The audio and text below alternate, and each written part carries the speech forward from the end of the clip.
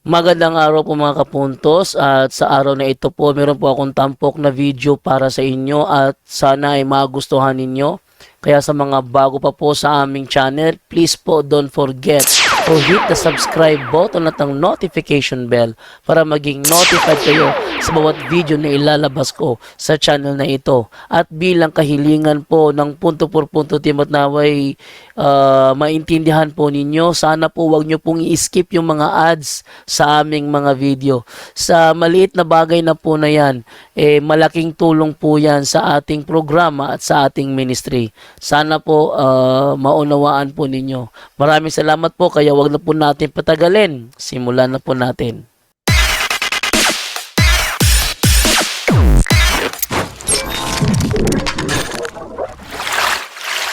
Magandang araw mga kapuntos, at sa araw na ito may tatalakayin po ako sa inyo.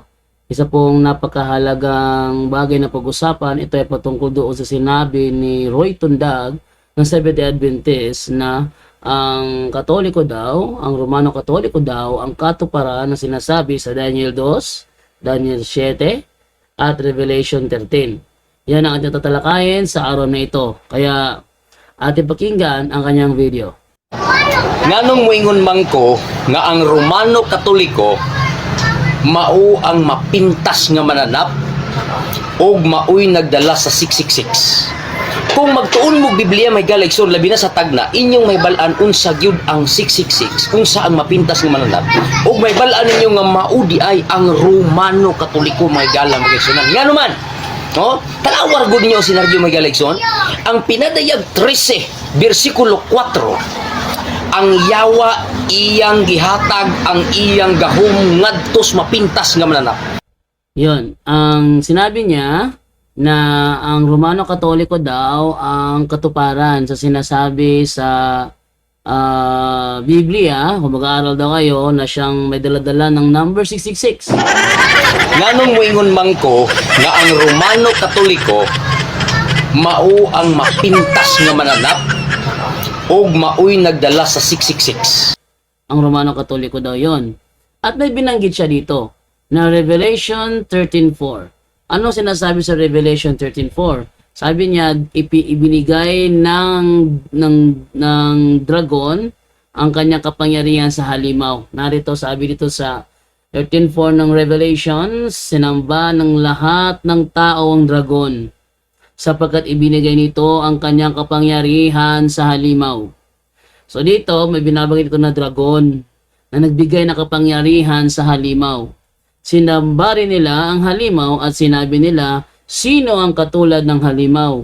Sino ang makakalaban sa kanya? Sa talatang ito, dalawa ang sinasamba. Yung dragon at yung halimaw. Ngayon, ang tanong ngayon dito, sino kaya ang dragon na sinasamba ng lahat ng tao? Sino yon? Yan ay pinaliwanag po sa Revelation 12:9. 12:9 ba yon? Na kung saan ito ay ang halimaw, ang demonyo. Revelation chapter 12 verse 9, ang sabi ganito: itinapon ng napakalaking dragon, ang matandang ahas na tinatawag na Diablo at Satanas, na nandaraya sa buong sanlibutan. Itinapon siya sa lupa kasama ang lahat ng mga kampon. Sa madaling salita, yung dragon na tinutukoy dito ay ang halimaw. At ayon sa Revelation chapter 13 verse 4, ang dragon na nagbigay ng kanyang kapangyarihan, trono at otoridad sa halimaw. Yon. Ang tanong ngayon, sino ang tinutukoy na halimaw? Yan, no? Na siyang pinagbigyan ng otoridad ng naturang dragon. Ano ang kahulugan ng halimaw na yon? Bakit? Kasi ayon sa Biblia, ang halimaw na yon ay parang leopardo. Kung ating babasahin yan dito sa Revelation chapter 13 verse 2, ang sabi ganito: ang halimaw ay parang leopardo. Ang mga paa nito'y tulad ng mga paa ng oso at ang bibig ay parang bibig ng leon. Ibinigay ng dragon sa halimaw ang kanyang sariling lakas, trono at malawak na kapangyarihan. Sa madaling salita, ang tinutukoy dito na halimaw na pinagbigyan ay parang leopardo. Yan ha, parang leopardo. Ngayon, kung ikukunik natin yan sa Daniel 7, sa Daniel 7 na halimaw na parang leopardo, yun naman ang Gresya. Ang Gresya. So, hindi siya Roma. Astang Batsyata. Ibig sabihin, ang tinutukoy pala na halimaw ay leopardo, hindi pala siya Roma kasi Gresya ang leopardo sa Daniel 7. Nako, mukha yatang lugi rito si si Roy Tundaga. Tuloy pa natin. Kinsa man ang mapintas nga mananap. Ang mananap mga igala magigsunan sa Daniel 7 versikulo 23 nagsimbolo ka naging harian. Ngayon, ang halimaw na binigyan ng kapangyarihan ng dragon ayon sa Revelation 13:4, yun daw yung halimaw na nasa Daniel 7:23 na ang ibig sabihin ay kaharian. Teka. Wait lang ha. Ibig sabihin ba yung nasa Revelation 13:4 ay isang kaharian? Sino namang nagsabi na yung halimaw sa Revelation 13:4 ay isang kaharian?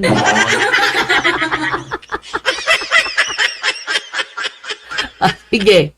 Usa ka gingharian ug usa ka hari. Usa ka gingharian ug usa ka hari. Usa ka gingharian ug usa ka hari. Ang sabi niya, isang kaharian at isang hari. Anong isang kaharian at isang hari? Hindi. Bakit? Ang sa Biblia, isang kaharian, 10 yung hari. Hindi isang hari. Ating basahin, Daniel 7:24. Ang 10 sungay, ating simulan sa sinasabi niyang Daniel 7:23. Ganito ang sinabi niya sa akin. Ang ika-4 na hayop ay ang ika-4 na kahariang lilitaw sa daigdig. Ika-4 na kaharian. Ibig sabihin, isang kaharian. Ilan ang hari nito? Kakaiba ito sa lahat ng kaharian sapagkat masasakop, yuyurakan at dudurugin nito ang buong daigdig. Ang 10 sungay ay kumakatawan sa 10 hari ng kahariang ito.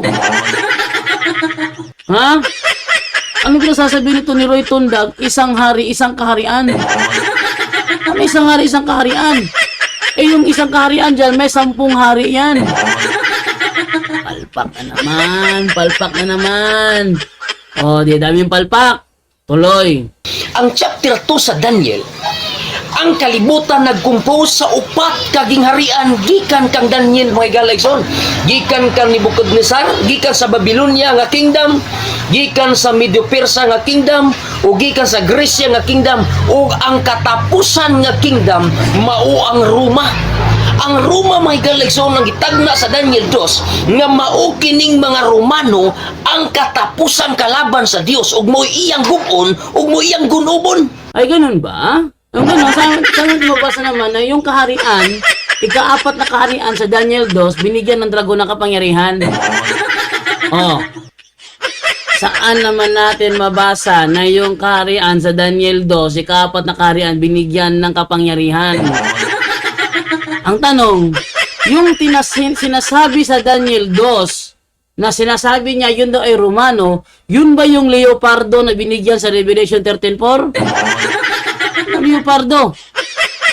Sa Daniel 7, ang leopardo, Gresya yun, hoy. Ayon sa paliwanag nyo. Ha? Yun ang Gresya. Ba't naging Roma sa paliwanag ni Tundag?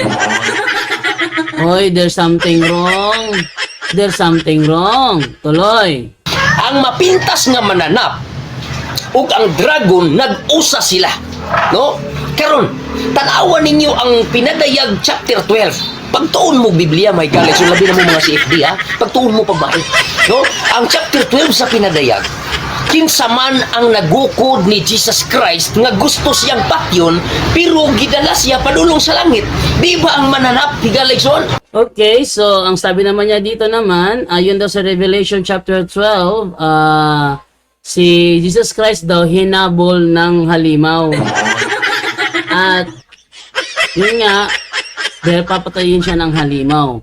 Atin namang unawain kung anong halimaw ang tinutukoy ni Roy Tundag. Ito ba yung halimaw ang tinutukoy sa Revelation 12 o sarili na naman niyang kwento? Tuloy. Ang mapintas nga mananap ug ang dragon. Kinsa man ang naglutos ni Kristo dinhis kalibutan sa dihang siya gipakataw nga gusto patyon. Mao ang Romano higaligson. Kinsa man nga Romano? Oh, mao ni ang gipanguluhan ni King Herodes. Paminawan ni higaligson.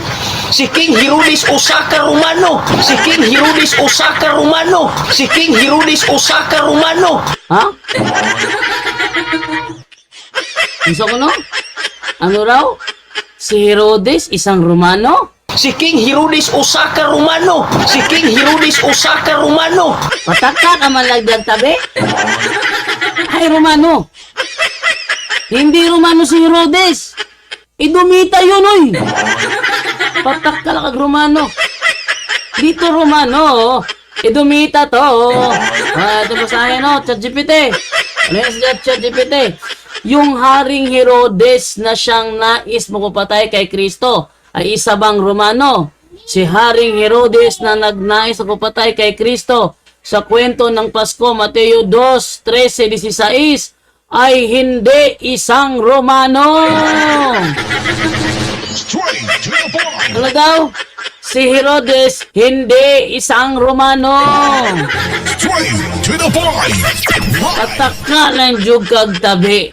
Pataka, siya si Herodes the Great, isang Edomeo o Edomita na mula sa rehiyon ng timog ng Judea. Ay, hindi siya Romano. Siya ay Edomita. Kapataka lang ang istorya. Pero itundag, kapataka lang istorya si itundag. Ay, Romano. Tukar. Wala. Pwede mo bastira.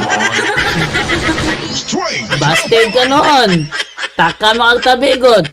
Oh, hindi Romano si Herodes, ha?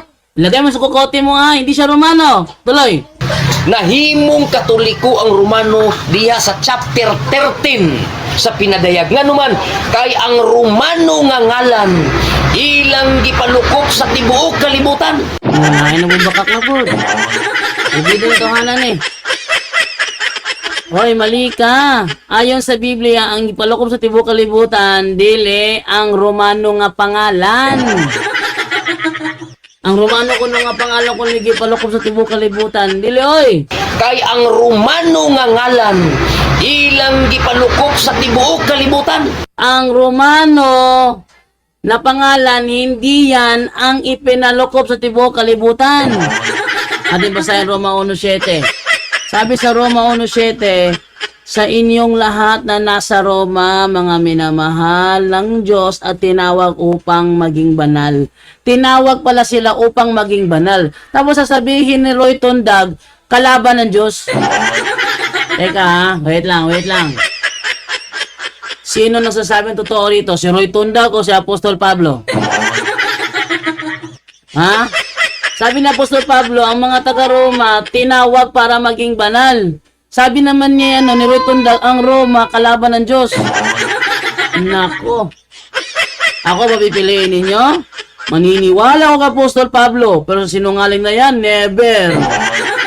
Nasabi, sumainyo nawa ang magpapala at kapayapaang mula sa Diyos na ating Ama at sa Panginoong Jesucristo.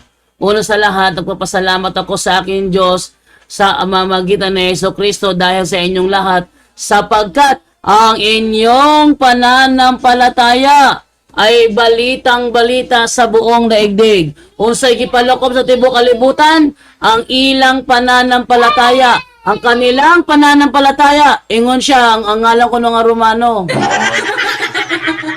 Patakara, magpagday ni Roy Tundagoy. Ikaw ba? Yung mga pinagsasabi mo, puro palpak. Grabe ka.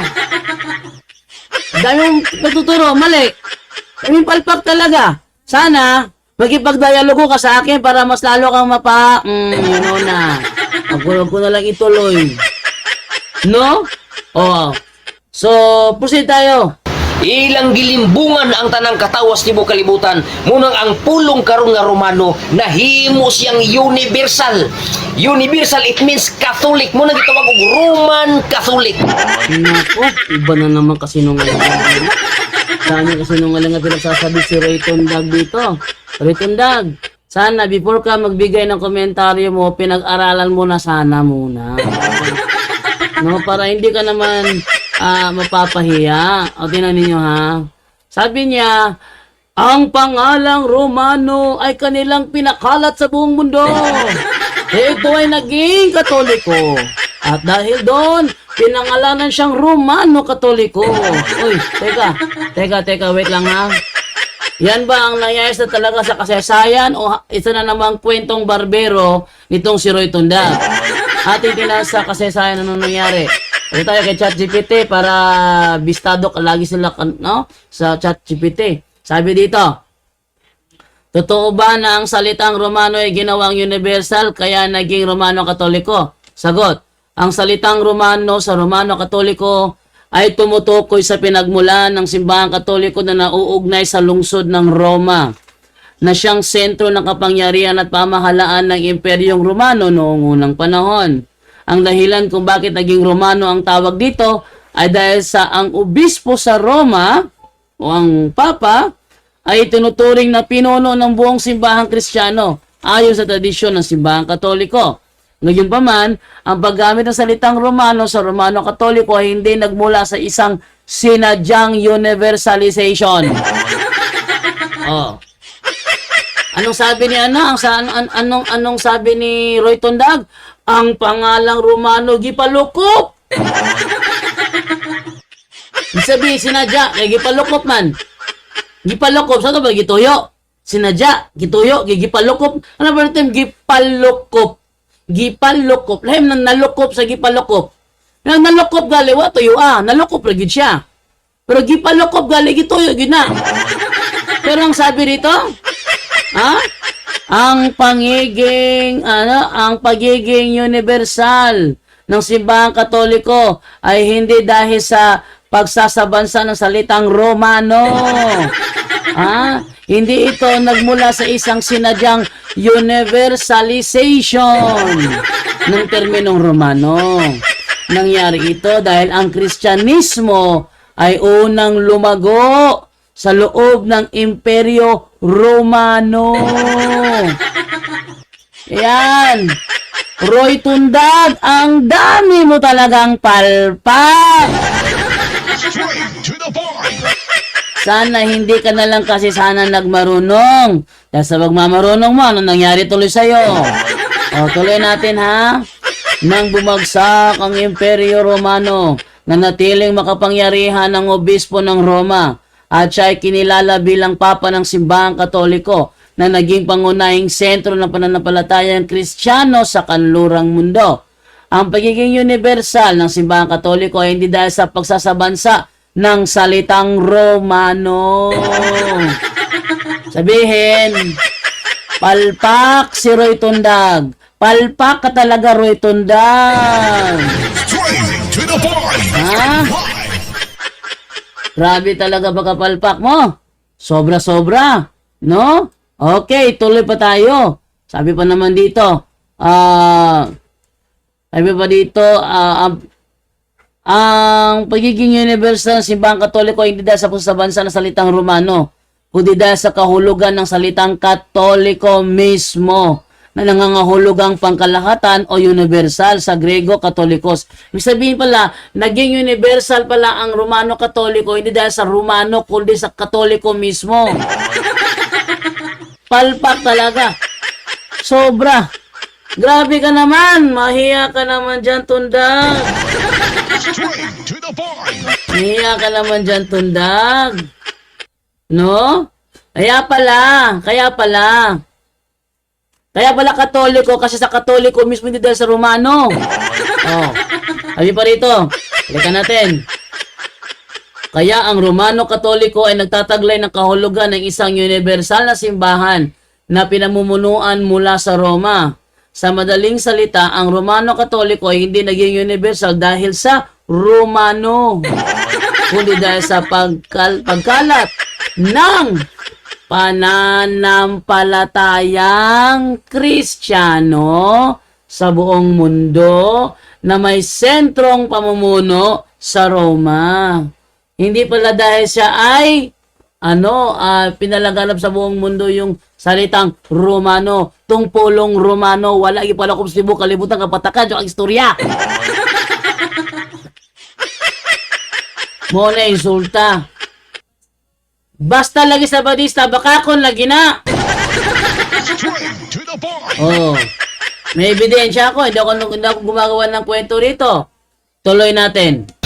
Ang Romano Katoliko kano saan niabot sa Pilipinas, hinumdumi ninyo 1521 niabot ang Romano Katoliko sa Pilipinas, pinaagi sa usa ka sundalo nga si Magellan, kinuyugan sa mga pari nga Romano Katoliko. May galekson kinsay nagpatay ni Jose Rizal kay ni supak man sa Romanong simbahan, mao ang sundalong mga sakop ni Magellan. Ha? Sino daw umatay kay Jose Rizal, mga sakop ni Magellan? Kinsay nagpatay ni Jose Rizal kay ni supak man sa Romanong simbahan, mao ang sundalong mga sakop ni Magellan.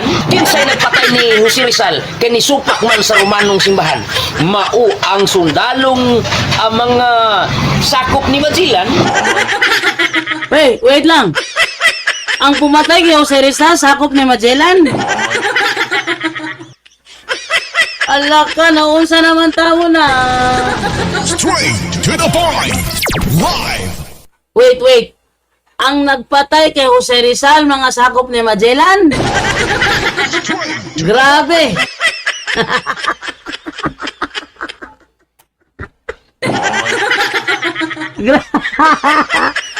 Ang nagpatay kay Jose Rizal, mga sakop ni Magellan.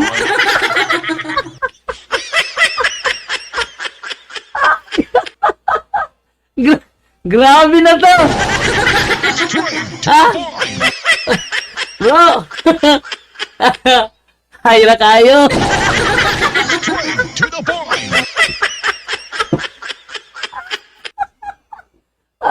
Grabe, hayra ka sa ngatanan. Uy, ito ba? Grabe. Palabi mang gagod.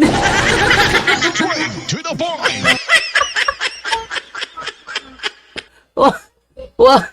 Wala ka ka palabi unta. Straight to the point.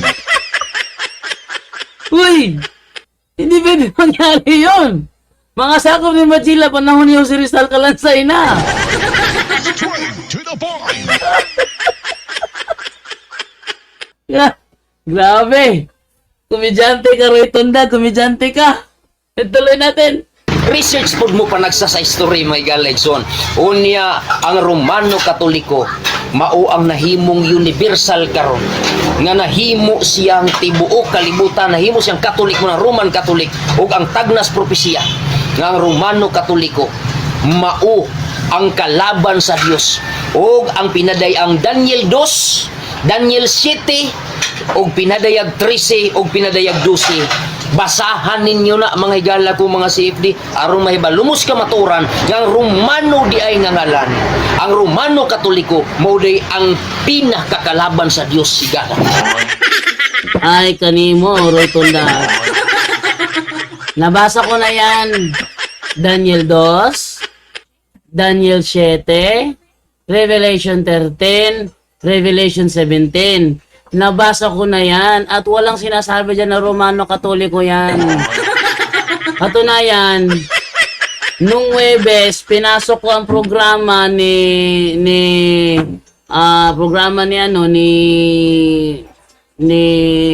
Bacalares, ni isa sa mga tanong ko patungkol dyan, wala siyang sinagot.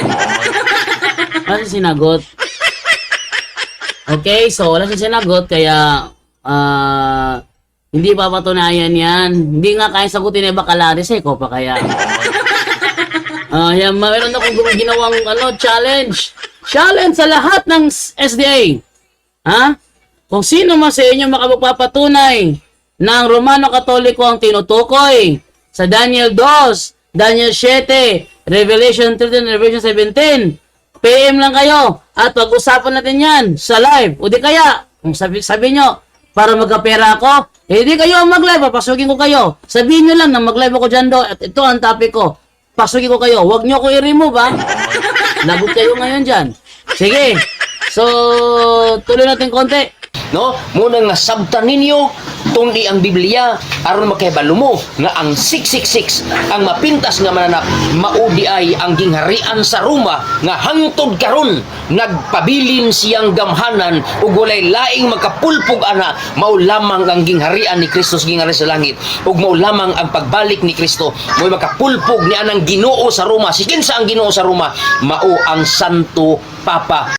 Ha? Ano raw? Ang Diyos sa kaharian ng Roma, Santo Papa? Teka.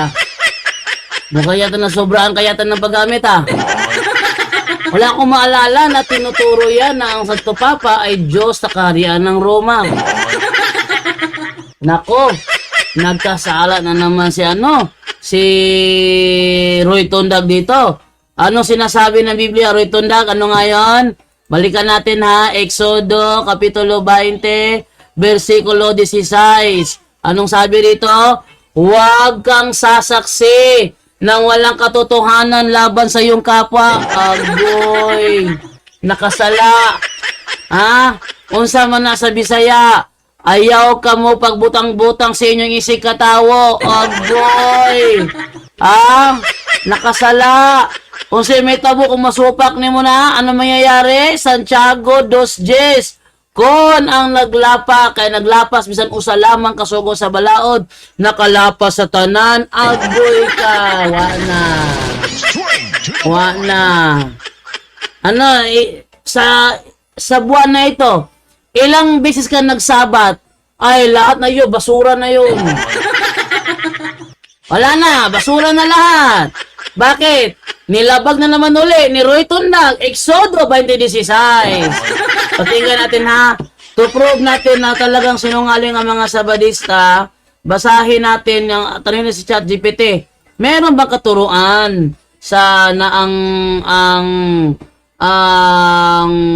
Santo Papa ang Diyos sa kaharian ng Roma? Tanungin na. At tanungin si ChatGPT. Yan, okay? Totoo ba? Ayan na, totoo ba na ang Santo Papa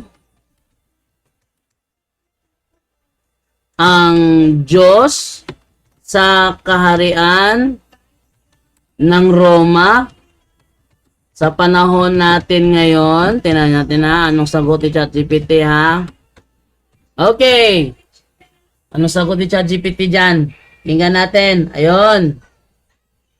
Hindi totoo na ang Santo Papa ay itinuturing na Diyos sa kaharian ng Roma. Sabi ko na nga ba Roy Tondag. Sino nga ang ama ng mga sinungaling, Roy Tondag? Nakalimutan mo na ba, Roy Tondag, ang 18:44, Roy Tondag? Hindi totoo na ang Santo Papa ay tinuturing na Diyos sa kaharian ng Roma. Lalo na sa kasalukuyang panahon. Sa katuruan ng Simbahang Katoliko, malinaw na hindi kinikilala ang Santo Papa bilang Diyos. Ayun. Roy Tondag, pinanganak ka pala sinungaling, ano? O di kaya ay naging sinungaling ka lang dahil sa Seventh-day Adventist ka? Ha? Ang Papa ay ang spiritual na pinuno ng Simbahang Katoliko at may tungkulin siyang gabayan ng mga mananampalataya ayon sa mga katuruan ni Jesucristo. Tinuturo ng Simbahang Katoliko na ang Papa ay walang banal na kapangyarihan gaya ng Diyos. Tingnan mo. Hoy, Roy Tondag, sinungaling ka talagang tao ka, no? Ala. No, nagkasala ka naman sa Exodo 20:16.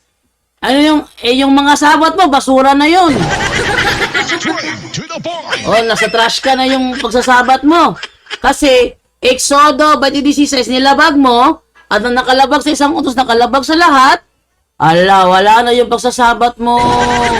Straight to the Oh, ang mga titulong ibinibigay sa Santo Papa ay hindi napapahiwatig ng pagiging Diyos, kundi ng kanyang tungkuling mamuno sa simbahan sa pangalan ni Kristo.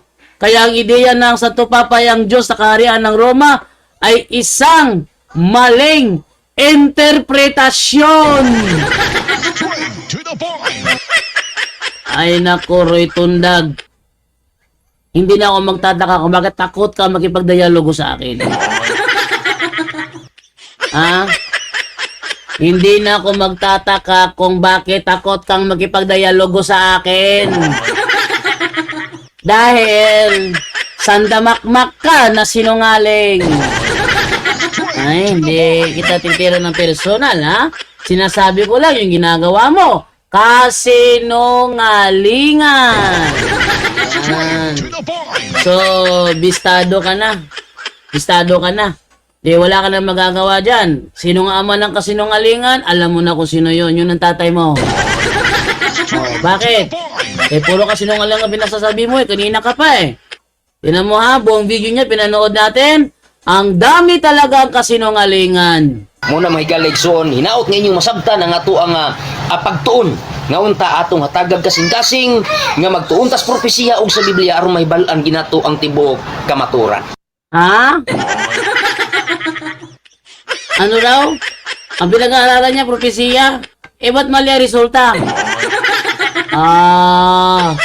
Dahil propesiya ang pinag-aaralan mo, at siyang pinapaliwanag mo, so nagpapakapropeta ang taong ito. Ano? Dahil nagpapakapropeta ito, eh puro palpak ang resulta, eh di bula ang propeta itong taong ito. Yan. Yan ang napapala sa mga nagpapakapropeta, peke naman. Straight to the point. Peke ka kasi, nagpapakapropeta ka pa eh. Straight to the point. O, tinan mo kami mga Katoliko. O, meron ba kami nagpapakapropeta ba kami? Hindi. Kami nangangaral at dumidepensa. Pero yung pinag-aaralan yung propesya tapos interpret mo sa maling paraan, naku, may impyerno ka niyan. Tandaan mo yan. Ha? 429? Okay, so hanggang dito na lamang po tayo sa sa oras na ito is dahil alam niyo na, kitang-kita naman ninyo na sobrahan itong si Tundag. Yan. Next time kasi wag ka sanang masobrahan. Tingnan mo anong nangyari sa iyo, kung ano ng mga pinasasabi mong mali. Okay, so hanggang dito na lamang po tayo. Paalam na po sa inyong lahat at kita-kits po tayo ulit sa ibang makakataon. Bye-bye! At yan po ang ating tampok ngayon sa Straight to the Point, kung saan sa loob lang ng ilang minuto naging matibay ang pananampalataya ninyo. Maraming salamat po. Straight to the Point. Straight to the Point.